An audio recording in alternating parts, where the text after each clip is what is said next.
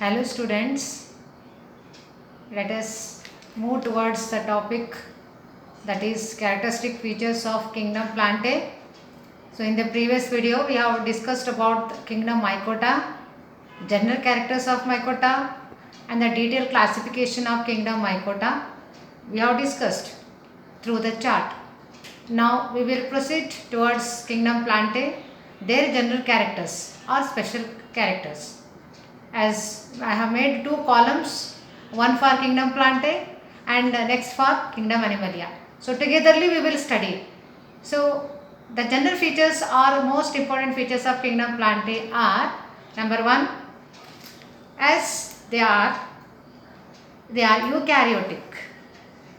They are eukaryotic. Why they are called eukaryotic? Because they have well developed nucleus.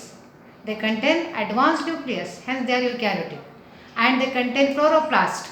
So because of the presence of chloroplast, they are autotrophic and they prepare their own food because of the presence of chloroplast. And the chloroplast contain chlorophyll. Since this reason, they can prepare their own food. They are autotrophic. But in a few exceptions, there are some organisms, there are some plants which are leading their life as a parasite. Partially they are heterotroph. Majority of them are autotrophs, but partially they are heterotrophs. Heterotrophs means they do not prepare their own food, but they lead their life as a parasite. The best example is Cuscuta. So Cuscuta is one of the best example of a parasitic plant. So it is a parasitic on many plants which draw the nutrition from the other plants. In addition to that, there is one more example that is insectivorous plant, that is bladderwort, venus fly are also there. So this is one example, that is Cuscuta is enough. Next, second character, they have well defined nucleus. As already I told, I wrote on the board, first character, they have well defined nucleus, means the nucleus, nuclear membrane, nucleolus is present, hence they are eukaryotic, and the cell wall is made up of cellulose. So what is the chemical composition of cell wall? In all plants, the cell wall is made up of cellulose. Okay, cell wall is made up of cellulose. And this group includes from lower plants to higher plants. So what type of plants are included under the kingdom Plantae? Let us see. From lower plants, it includes algae, bryophyte, pteridophyte, gymnosperm and angiosperm. Thus algae, bryophyte, pteridophyte, gymnosperm, angiosperm. So all the five groups are from lower to higher group. They are arranged, and all the groups we are studying under separate chapter in the third lesson, that is in a kingdom Plantae. So in the kingdom Plantae, we are going to study in detail about bryophyte, pteridophyte, gymnosperm, angiosperm, including algae. Okay, so this is the classification of kingdom Plantae. Okay, so this group include all the plants, that is from lower plants to higher plants, that is angiosperm.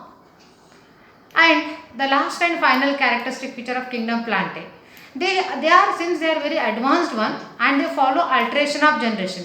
Here, what is the meaning of alteration of generation? Means half of the life cycle they follow diploid cycle and half of the life cycle they follow haploid. Means the diploid cycle is we observe in the sporophyte. So what is sporophyte? Sporophyte is a plant body which is differentiated into root, stem and leaf, and as well as they are spore bearing. So here diploid plant is sporophyte. You might have seen many sporophytic plants which are differentiated into root, stem and leaf. Okay, but their nature is diploid, means they produce a diploid set of chromosomes. Their spores bear diploid set of chromosomes. So hence their alteration of generation is diploid sporophyte, haploid gametophyte. Then what is haploid? Haploid means that is they contain n number of chromosomes, haploid set of chromosomes. Their gametophyte composed of haploid set of chromosome. Understood?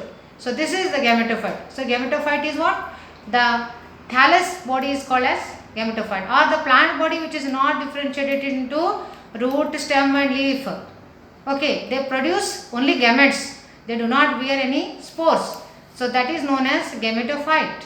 means they contain haploid set of chromosomes. The gametophyte or gamete producing plant is called as gametophyte, and they produce haploid set of chromosome. So this is about the most important features of a kingdom Plantae. Okay. So this is all we have completed about the Plantae. Now just pay your attention on the kingdom Animalia. In the kingdom Animalia also, they are eukaryotic as well as they are heterotrophic. What is the meaning of eukaryotic? Eukaryotic means having advanced type of nucleus. And they are also, but they are not autotrophs. They are purely heterotrophs. Why? Because they do not contain any chlorophyll like plants. Then they do not have chlorophyll, and hence for that sake they do not prepare their own food. They are purely heterotrophic. They draw their nutrition either directly or indirectly. They are depending on the plants. Next comes, they are not unicellular. Kingdom Animalia, they are multicellular. Their body is made up of many cells. They are multicellular form. With reference to the cell wall, here the question is arising whether the kingdom Animalia possess any cell wall? No, not at all. They do not have cell wall. The cell wall is absent. So we see cell wall only in case of plants as well as in fungi. Now what is the mode of nutrition here? Here the mode of nutrition is holozoic. Here the term holozoic, in the previous class also we have seen the meaning of holozoic. What is holozoic? Holozoic is nothing but it is the ingestion of the food material, the whole food material, engulfing of the food material.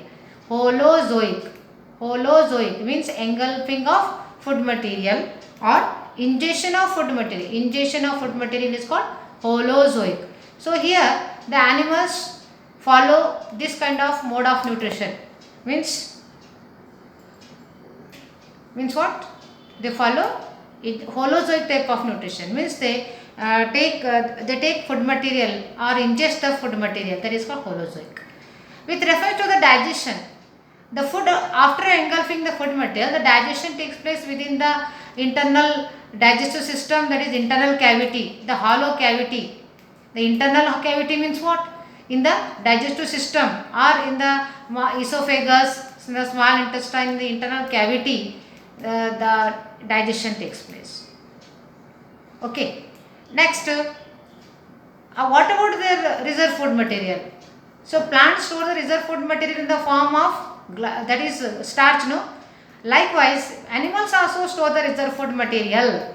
They also store the reserve food material in the form of glycogen and or fat. That is, glucose is converted into glycogen in the muscle cell or in the liver. They are stored in the form of glycogen. It is stored in the liver. Okay, so glycogen is the stored form of the food material, or it may be a fat. So fat is also reserve food material. Thus the food is stored in the form of glycogen. So glycogen is a converted form of the glucose. Glucose is converted into glycogen. So thus they also store the reserve food material like plants. And with reference to the locomotion, here what is the meaning of locomotion? Locomotion means movement, body movement. So the body movement means they can undergo movement, but plants cannot move from one place to another place, whereas animals can move from one place to another place. So with the help of the locomotory organs, animals possess locomotory organs, hence they can undergo locomotion. And they also have sensory neurotransmitter system.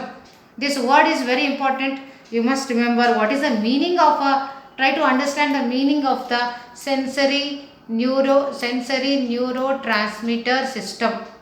Now let me give you the definition or meaning of the sensory neurotransmitter system. So sensory neurotransmitter system we come across in the nervous system.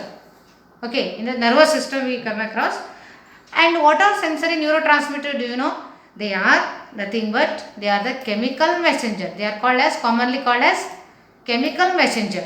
What is their role? The role is to transfer the message, to transmit the message between the neurons and muscles. They transfer the message from neuron to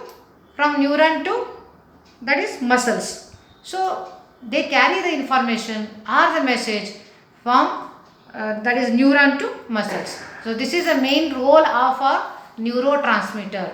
Okay, they are commonly known as chemical messengers, and they transfer the message from neurons to muscles. So that is the most important function of the neurotransmitter system, and this is well developed in case of kingdom Animalia.